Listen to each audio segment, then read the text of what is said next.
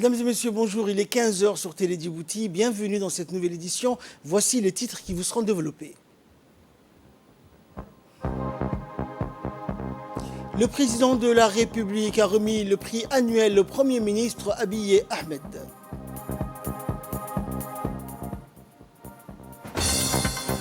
Et élection en Suède, la Première ministre reconnaît la victoire du bloc droite et de l'extrême droite.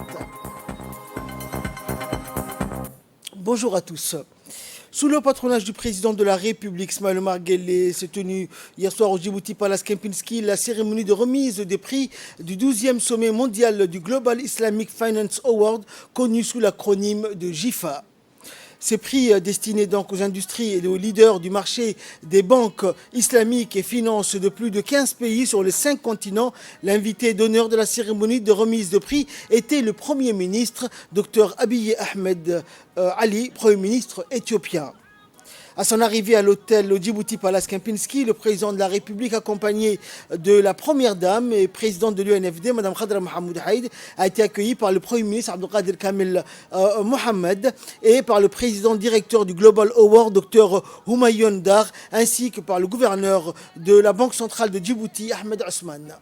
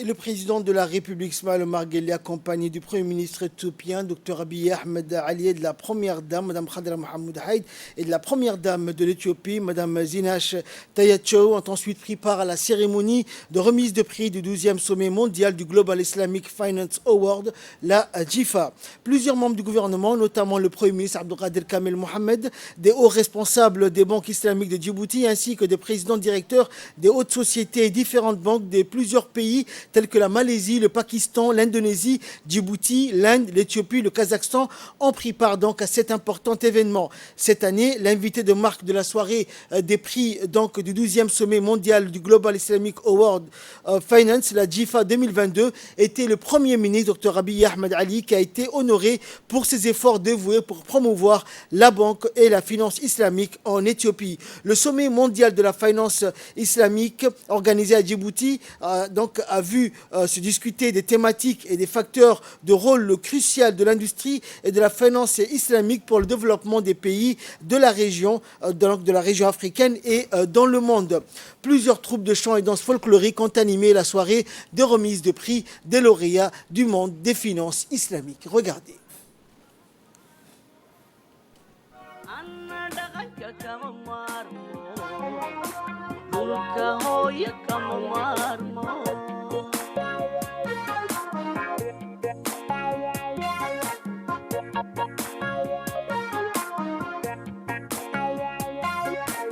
masagiyo hadhuurtumaya marka ay marwadu doonto marti inay ku sooryayso iyo mudaanihii reerka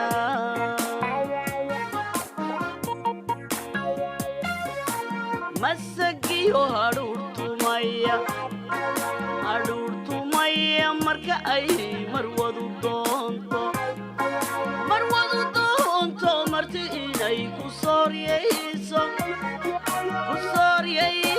iyo mudaanihii reerka بالمحبة والوئام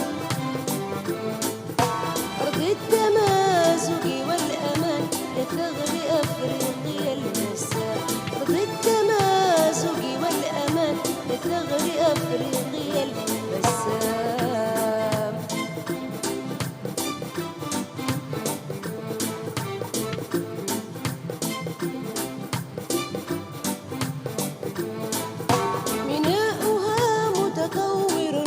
والسفن تجري بانتظام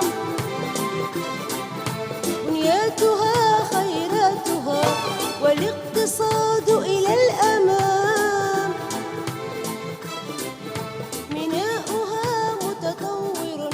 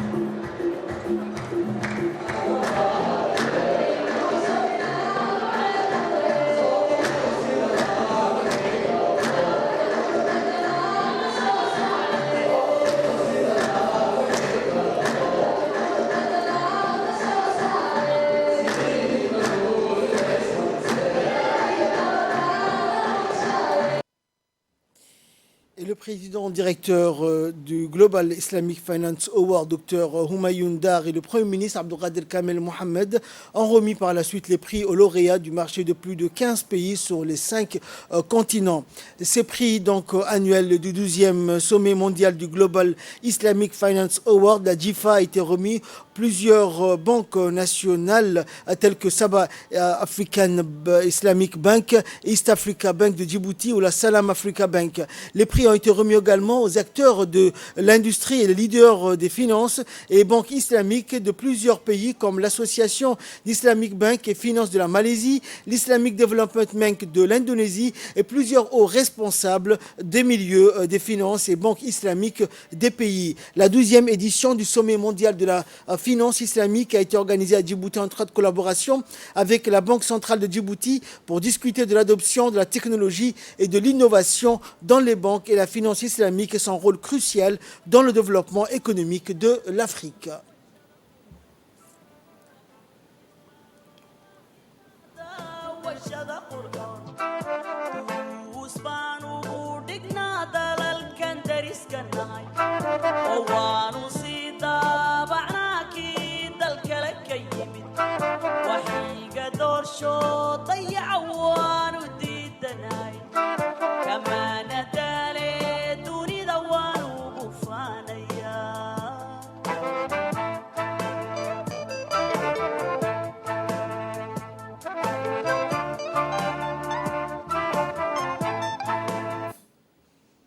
Et par la suite, le président de la République, Ismaël Omar Guelleh, a remis le prix de GIFA 2022 au Premier ministre éthiopien, Dr Abiy Ahmed Ali, en reconnaissance de ses efforts constants visant à promouvoir la finance islamique en Éthiopie.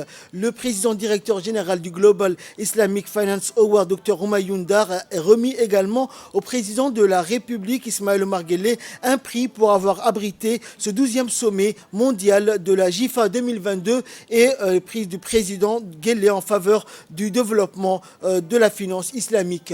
Le président de la République Ismaël Omar Guelleh et le Premier ministre éthiopien Dr Abiy Ahmed Ali ainsi que les lauréats ont pris part à la photo de famille.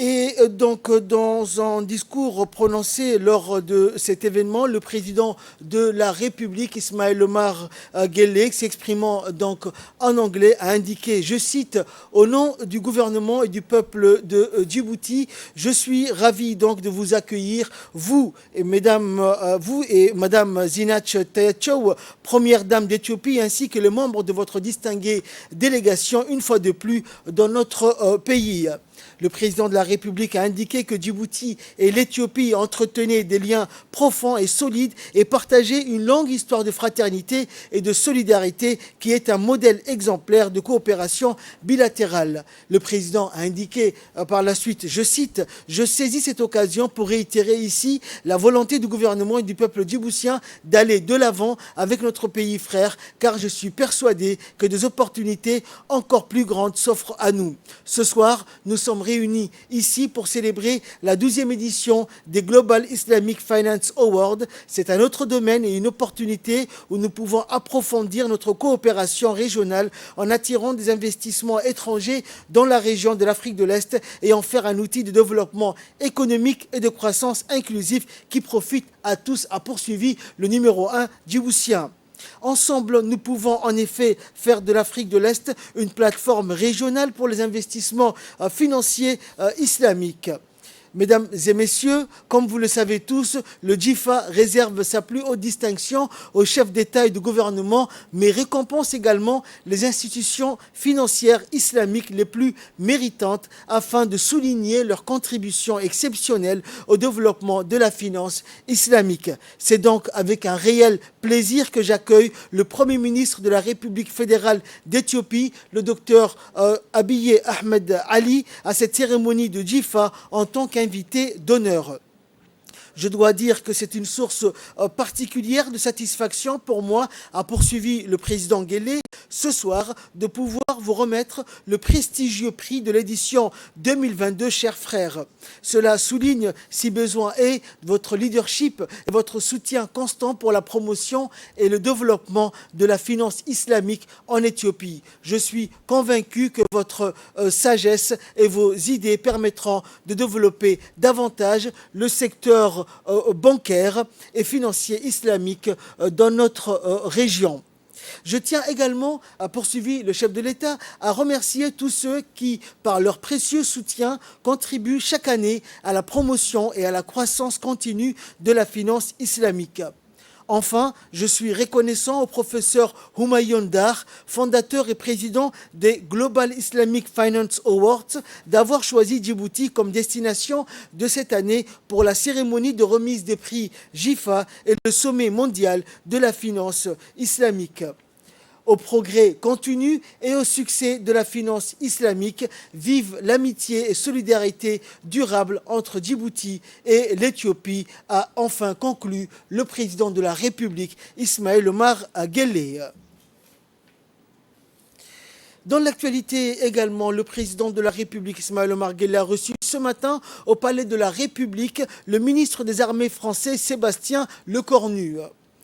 Plusieurs points ont été abordés lors de l'entretien entre le président de la République et le ministre des Armées françaises, et notamment les relations d'amitié et de collaboration entre la République de Djibouti et la République française dans plusieurs secteurs, ainsi que la coopération et le partenariat en matière de sécurité et militaire qui existent entre les deux pays. Les discussions se sont ainsi portées sur les voies et moyens d'entériner davantage les partenariats nouveaux susceptibles d'influer avec des intérêts réciproques pour les deux pays et les deux peuples qui entretiennent des relations privilégiées tissées par le fil de l'histoire. Le ministre des Armées françaises a été donc à la tête d'une forte délégation dont le général des corps aériens, Fabien Madon, chef de cabinet militaire, ainsi que le général de corps d'armée, Éric Buquet. Et côté djiboutien, le ministre des Affaires étrangères et de la coopération internationale, Mahmoud Ali Youssouf, et le ministre de l'Intérieur et de la Défense par intérim, Saïd Nou Hassan. Le chef d'état-major général des armées, le général de corps d'armée, Zakaria Cheikh Ibrahim, a également pris part à ces entretiens.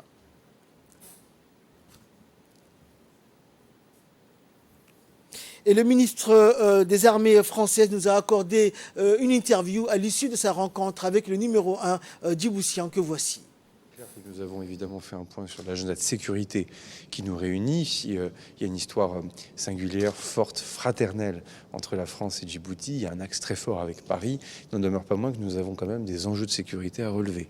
En matière de lutte contre le terrorisme, le président de la République s'était parlé au téléphone ce week-end. Là, on a pu encore affiner un peu les choses. On va lancer des équipes techniques, notamment militaires, pour affiner un certain nombre de besoins dans les semaines qui viennent. On va prendre le temps au mois de décembre d'organiser une ministérielle pour faire un point d'étape. Le niveau de solidarité que l'on veut bien y mettre, que le traité doit bien définir en matière de formation, en matière d'équipement, en matière opérationnelle, en matière d'entraînement, et donc aussi les moyens que l'on va y mettre. Enfin, quand on n'a pas de racines, on ne sait pas où on va. Il y a parfois des forces qui sont présentes ici, mais c'est récent. Nous, il y a une histoire, mais la réalité, c'est qu'il y a la profondeur. Et cette profondeur affective, cette profondeur de géographie, cette profondeur d'histoire, elle est clairement dans le cœur des Français. Et encore plus dans le cœur des militaires, quel que soit leur grade, qui ont servi ici à Djibouti. Et j'ai ressenti d'ailleurs dans le cœur et dans le regard des militaires ici la même affection et la même volonté de relever les différents défis que nous avons ensemble. Mais j'ai souhaité que mes premiers gros déplacements du mois de septembre soit spécifiquement dédié à Djibouti. C'est pour ça que je passe 24 heures pour inaugurer aussi un cycle de travail entre nous. Donc il y a de l'affection, il y a de l'histoire, mais il faut aussi créer désormais une actualité et aussi parler un peu d'avenir. Et c'est ce qu'on a commencé à faire ensemble ce matin. Et après avoir pris part donc à la cérémonie hier soir de la JIFA 2022, le Premier ministre éthiopien, Dr Abiy Ahmed Ali, a quitté la capitale en compagnie de son épouse, Mme Zinach Tayachow. À son arrivée à l'aéroport international de Djibouti, il a été accueilli par le Premier ministre Abdelkader Kamel Mohamed. Le Premier ministre éthiopien a été récompensé, rappelons-le, par le Global Finance Awards JIFA 2022. Le président de la République, Ismaël Omar Guelleh, a remis donc, rappelons-le, le Grand Prix au Premier ministre éthiopien lors de la cérémonie organisée par le Global Islamic Finance Award en étroite collaboration avec la Banque centrale de Djibouti. Ce prix pour le Premier ministre éthiopien est une reconnaissance pour ses efforts constants visant à promouvoir la finance islamique en Éthiopie.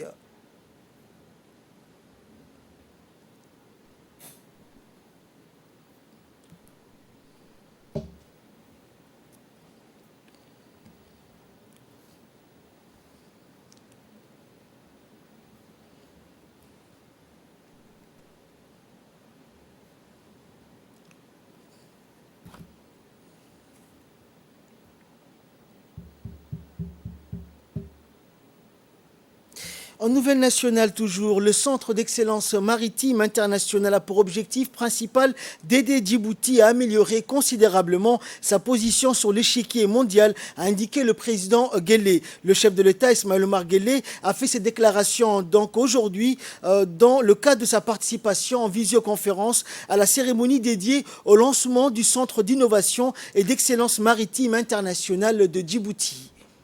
Dispositif dévolu donc à l'acquisition d'un personnel hautement formé dans la conception, la gestion et la maîtrise des métiers liés à la mer, le Centre d'innovation et d'excellence maritime international de Djibouti possède ses locaux au sein de l'ancien port reconverti en centre d'affaires et de finances.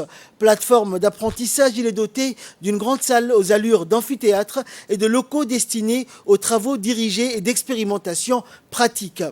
China Merchant, société chinoise spécialisée dans la réalisation et l'exploitation d'édifices et de travaux liés à la mer, est partenaire du gouvernement djiboutien autour de ce projet au centre d'excellence maritime, et assure de ce fait par la mise à disposition d'un personnel enseignant de renommée mondiale des formations de haut niveau qui débouchent sur des diplômes reconnus à l'échelle internationale. Voilà, donc c'était l'appel à la prière de la race. Nous retrouvons la suite de notre journal. Écoutons à présent l'intervention, la déclaration du président de la République, Ismaël Omar Guelleh, en visioconférence lors de la cérémonie dédiée donc au lancement du Centre d'innovation et d'excellence maritime internationale de Djibouti. Écoutons le chef de l'État. Bismillahirrahmanirrahim. Monsieur le Président de China Merchant Foundation, Monsieur le ministre de l'Enseignement supérieur et de la Recherche, Monsieur l'ambassadeur de Chine à Djibouti, Monsieur le président de l'Autorité des ports et des zones franches, chers jeunes de Djibouti et de la région, Mesdames et Messieurs, Assalamu alaikum wa rahmatullahi wa barakatuh. Je tiens tout d'abord à vous exprimer ma joie d'être aujourd'hui auprès de vous en visioconférence pour rendre hommage à nos partenaires qui participent au développement de notre coopération en mettant l'accent au centre de la modernisation de notre pays et toute l'Afrique de l'Est. Avec la mise en place du Centre d'innovation et de l'excellence maritime, la coopération djibouto-chinoise franchit incontestablement une nouvelle étape. C'est une étape très importante car elle fera de notre pays un lieu de formation ouvert sur le monde et délivrera à nos jeunes et ceux de toute la région des diplômes de qualité. Ce centre aura pour objectif principal d'aider Djibouti à améliorer considérablement sa position sur l'échiquier mondial en permettant de former une main-d'œuvre qualifiée, indispensable pour faire de notre pays une plateforme logistique et commerciale majeure et un centre d'affaires de renommée mondiale. En étroite collaboration avec notre centre du leadership et de l'entrepreneuriat et l'autorité des ports et des zones franches, le centre d'innovation et d'excellence maritime développera de nombreuses formations dans des domaines parfaitement identifiés qui seront enseignés par des intervenants de notoriété internationale. L'esprit d'initiative et d'entreprise seront encouragés et développés. Un espace de coworking sera garanti et un fonds de démarrage sera mis en place pour soutenir les stagiaires à créer leur propre entreprise dans un monde globalisé où le commerce maritime représente 80% du commerce mondial. Les formations dispensées permettront à la jeunesse djiboutienne et plus largement aux jeunes issus de la région de l'Afrique de l'Est d'acquérir toutes les compétences requises pour maîtriser et développer le commerce multimodal. Permettez-moi de vous assurer que les autorités djiboutiennes œuvreront avec détermination pour que cette initiative ambitieuse, destinée à faire bénéficier nos jeunes d'une formation d'excellence, soit couronnée de succès. Plus que tout autre, ce programme démontre la place importante qu'occupe l'éducation et la formation dans la coopération djibouto-chinoise. Je déclare donc ouverte cette première séance de formation.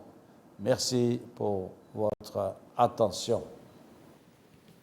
Et enfin, pour clore l'actualité nationale, en marge de sa participation à la 5e édition de la conférence annuelle du pétrole et d'énergie à Djouba, dans la capitale sud-soudanaise, le ministre de l'énergie chargé des ressources naturelles, Younis Ali Guedi, et son homologue, le ministre du pétrole du Sud-Soudan, Piotr Kang Chol, à l'issue d'un entretien bilatéral fructueux, procédé dans l'après-midi du 13 septembre dernier à la signature d'un important accord cadre de coopération pétrolière et gazière. L'achat de pétrole brut et des produits pétroliers raffinés, la réalisation du projet de construction du pipeline pétrolier reliant le Sud-Soudan à Djibouti en passant par l'Éthiopie, l'échange d'expériences ainsi que l'identification des opportunités de coopération dans les domaines des services liés au secteur des hydrocarbures sont au centre de cet accord cadre de coopération entre les deux pays. Actualité internationale à présent, élection en Suède. La première ministre reconnaît la victoire du bloc droite et extrême droite. Un bloc inédit réunissant la droite et l'extrême droite a remporté à une faible majorité les élections législatives en Suède face à la gauche sortante, selon les résultats quasi complets annoncés hier. Au terme d'une dernière journée de comptage du scrutin archi-serré de dimanche, la première ministre sortante, la social-démocrate Magdalena Andersson, a reconnu la défaite de son camp et a annoncé sa démission effective aujourd'hui avec 176 sièges, dont 73 pour le parti d'extrême droite des démocrates de Suède. Le bloc de 4 partis dévance de très peu celui de gauche, selon un comptage quasi final portant sur plus de 99% des bureaux de vote, dont le résultat a été rendu public par l'autorité électorale.